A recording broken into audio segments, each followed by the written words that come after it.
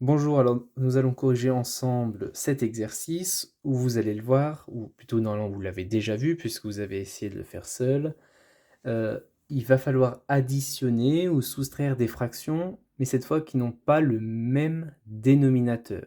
Alors comment faire? Eh bien, nous l'avons vu dans la méthode. On va recréer des fractions qui ont le même dénominateur, hein, on va modifier les fractions pour les mettre sous le même dénominateur et ensuite appliquer la règle que l'on connaît, c'est-à-dire que si pour additionner ou soustraire des fractions de même dénominateur, heu, il suffit d'ajouter ou de soustraire les numérateurs et de garder le dénominateur.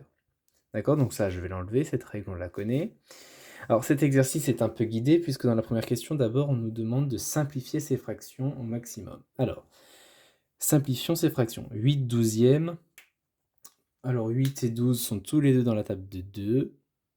Mais ils sont aussi tous les 2 dans la table de 4. Est-ce qu'on peut mieux faire? Non. Alors, allons-y. 8, c'est 2 fois 4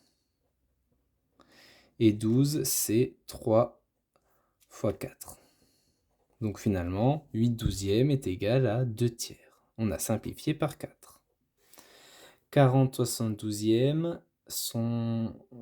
c'est une fraction simplifiable car 40 et 72 sont tous les 2 des multiples de 8, ils ont tous les 2 dans la table de 8. Alors 40, c'est 5 fois 8 et 72, c'est 9 fois 8. Alors là, il est important de connaître les tables de multiplication. Et donc 40/72 est égal à 5/9. 15/35 est simplifiable car 15 et 35 sont tous les 2 des multiples de 5. En effet, 15 c'est 3 fois 5, 35 c'est 7 fois 5, et donc 15/35 est égal à 3/7. 52 39 c'est une fraction simplifiable. Alors là, il faut le voir, c'est pas évident, puisque 52 et 39 sont tous les deux dans la table de 13. 52, c'est 4 fois 13, et 39, c'est 3 fois 13. Et donc finalement, 52 39e est égal à 4/3. Alors voilà pour la première question, qui était juste une question de départ pour nous aider pour la suite.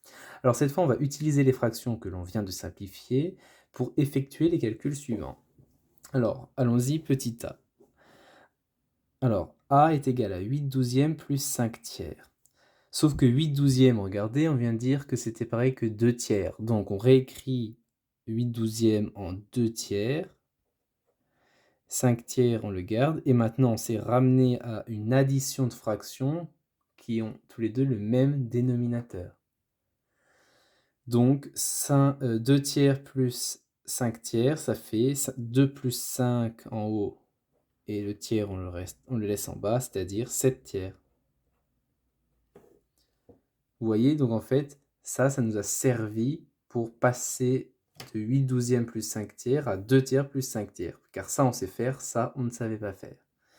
Maintenant, 40/72 moins 1/9. 40/72, on vient de dire que c'était 5/9. Donc on remplace 5/9 moins 1/9. On soustrait deux fractions qui ont le même dénominateur, donc on soustrait les numérateurs entre eux et on garde le dénominateur. 5 moins 1 neuvième, c'est-à-dire 4 neuvièmes. Maintenant, 15/35 plus 2 septièmes, on remplace 15/35 par 3 septièmes, plus 2 septièmes, il reste 5 septièmes. Et enfin, je me trompe pas, non, c'est bon. Et enfin, 5/3 moins 52/39, c'est pareil que 5/3 moins 4/3, c'est-à-dire qu'il reste 1/3.